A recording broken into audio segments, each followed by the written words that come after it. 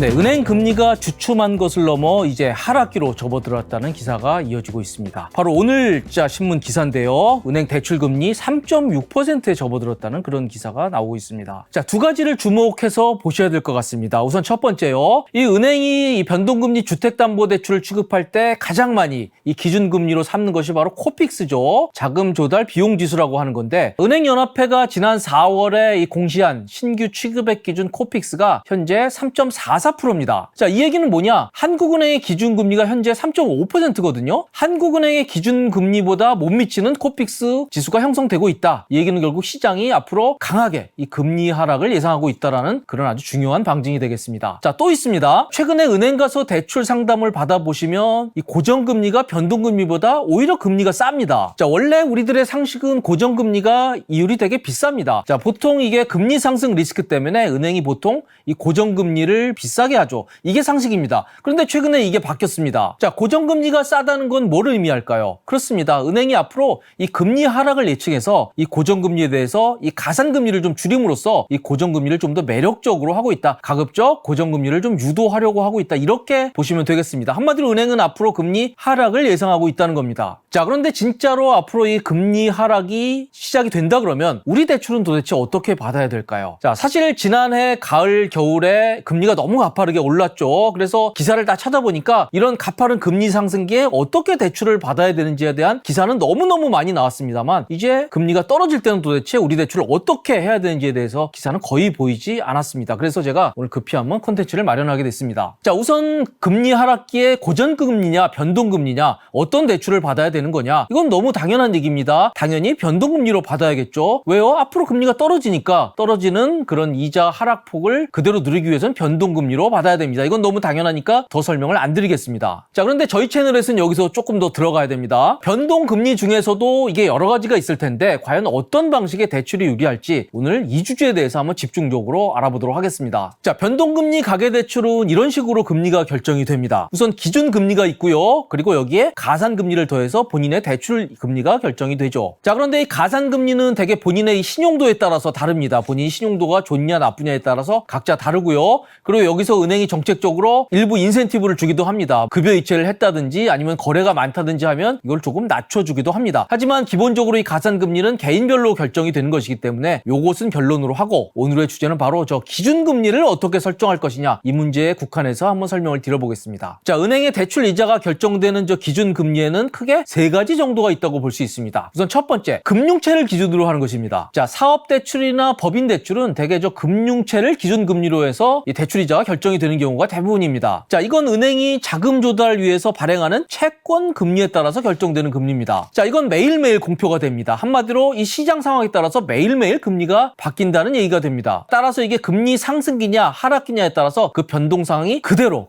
반영되는 게 바로 이 금융채에 기반한 그런 대출 구조라고 보시면 되겠습니다. 자, 물론 금융채 대출이라고 해서 이 대출이자가 뭐 매일매일 바뀌는 건 아닙니다. 이 본인이 정한 주기에 따라서 뭐 1개월, 3개월, 6개월에 따라서 바로 금융채 금리가 결정이 되고 거기에 따라서 대출 이자가 바뀌는 그런 구조가 되겠습니다. 자, 이거는 저 그래프 보시면 알겠지만 대개 만기가 길수록 금리가 높은 그런 경향이 나타나게 됩니다. 저 그래프 보시면 파란 그래프가 5년물이고 빨간 게 1년물인데 5년물이 금리가 더 높게 돼 있습니다. 자, 그런데 여러분, 이 방송 보시는 여러분들이 주로 받으시는 가계대출은 사실 이 금융채 대출보다는 이 코픽스에 기반한 대출이 대부분입니다. 자, 코픽스라는 게 뭐냐? 바로 이 은행이 조달한 자금 조달 비용 지수를 얘기합니다. 이건 주요 8개 은행의 예적금과 금융채 등 이 조달 금리를 가중 평균해서 산출되는 그런 지수가 되겠습니다. 자, 그래서 이 코픽스 지수는 매달 15일에 은행연합회에서 고시를 하게 됩니다. 바로 어제였습니다. 어제도 이게 나왔더라고요. 자, 그런데 이 코픽스 연동대출에는 크게 두 가지가 있습니다. 저 왼쪽에 있는 신규 취급기준 코픽스가 있고요. 그리고 바로 오른쪽에 있는 잔액 기준으로 하는 코픽스가 있습니다. 바로 오늘 영상의 주제는 저 두 가지 방식 중에서 현재 같은 금리 하락이 예상이 된다 그러면 어떤 대출이 유리한가, 그 점에 국한해서 한번 설명을 드려보겠습니다. 신규 취급액 기준 코픽스라고 하는 것은 말 그대로 이게 신규 취급의 기준으로 금리가 결정되는 구조입니다. 그래서 주요 8개 은행의 뭐 정기예금, 적금, 금융채 같은 그런 조달 금리를 평균해서 내는 그런 지수라고 보시면 되겠습니다. 자, 그리고 신잔액 기준은 이게 과거의 잔액 기준 코픽스를 조금 더 업그레이드한 건데요. 이거는 말 그대로 뭐 잔액 기준으로 금리를 정합니다. 그런데 아까 신규 취급 기준은 정기예금, 정기적금, 금융채 등을 기준으로 하는데요. 이 신잔액 기준은 여기에다가 일부 요구불 예금 등 이 결제성 자금 금리도 포함을 해서 계산을 하는 방식입니다.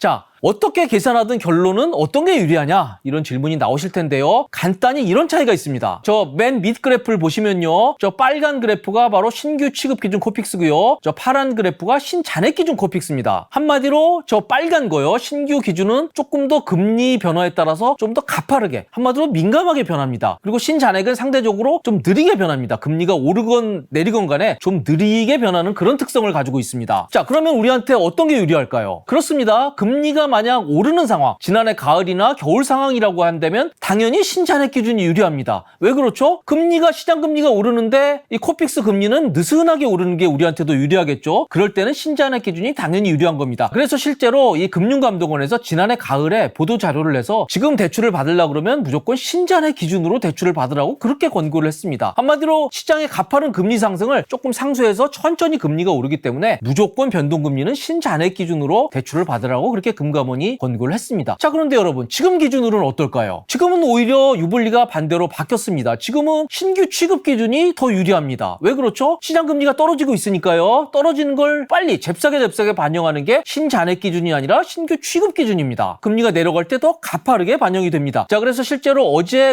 은행연합회가 공시한 걸 보면요. 신규 취급 기준 코픽스는 굉장히 가파르게 내려갔습니다. 하지만 신잔액 기준은 거의 내려가지 않았습니다. 자, 그래서 오늘 기사 보니까 이게 금융감독원 말 듣고 신잔액 기준으로 대출을 받은 사람들이 오히려 불리해졌다, 불만을 터뜨리고 있다, 이런 얘기도 나오고 있더라고요. 자, 하지만 뭐 이거는 뭐 불만을 가질 그럴 사안은 아닐 것 같습니다. 이 두 대출이 기반하는 이 금리 구조가 다르기 때문에 이거는 금리 상승이냐 하락에 따라서 유불리가 바뀔 수도 있기 때문에 이런 차이점들은 좀 이해를 하셔야 될 것 같다는 생각이 듭니다. 자, 그리고 지금 뭐 확연하게 금리 하락기로 접어들었느냐, 사실 또 그렇게 얘기하기도 어렵거든요. 뭐 지금 현재 기준은 하락기라고 할 수 있겠지만 또 이게 어떻게 될지 모르기 때문에 상대적으로 좀 리스크를 적게 가져가고 싶다, 시장 금리에 너무 민감하게 반응하고 싶지 않다라고 할 때는 여전히 신잔액 기준 코픽스가 우월한 상황이 벌어질 수도 있습니다. 뭐 하지만 뭐 앞으로 금리가 정말 많이 떨어진다고 보시면 당연히 지금 대출을 받을 때는 신규 취급 기준 코픽스로 대출 받는 게 맞겠죠. 자, 그리고 또 하나 제가 팁을 알려드릴게요. 이게 시장 금리는 계속 바뀝니다. 오르건 떨어지건 시장 금리는 계속 유지가 되지 않습니다. 계속 바뀝니다. 자, 그런데 현재 대출이 있으면 뭐 알아서 금리가 바뀌어서 청구가 되지만요. 이게 대출을 뭐 연장하거나 갱신할 때가 있습니다. 자, 그럴 때 조심하셔야 될 게 한 가지가 있습니다. 자, 대출을 연장하거나 갱신할 때 그때 시장 상황에 맞는 변경된 금리가 적용이 됩니다. 그런데 이때 변경된 금리가 적용되는 방식은 크게 두 가지가 있습니다. 자, 우선 보통 이게 대출 만기일에 이 변경된 금리가 적용되는 방식이 있고요. 또 그렇지 않고 대출 만기일이 아니라 대출을 연장하는 연장 실행일에 이 변경 금리가 적용되는 경우도 있습니다. 대개의 경우에는 대출 만기일보다는 연장 실행일이 좀 더 빠른 경우가 많습니다. 우리 사람들이 서둘러서 대출 연장을 해놓기 때문에 연체가 안 생기기 위해서요. 자, 그럼 도대체 뭐를 적용하는 게 더 유리할까요? 그렇습니다. 바로 이것도 금리가 상승하냐 하락하냐에 따라 다릅니다. 자, 금리 상승기에는 당연히 이 변경된 금리가 늦게 적용되는 게 좋습니다. 그런 경우에는 대출 연장 실행일이 아니라 대출 만기일에 실행하는 게 유리하죠. 하지만 앞으로 금리 하락기가 펼쳐진다고 하면 이 대출을 연장할 때 어떤 게 유리할까요?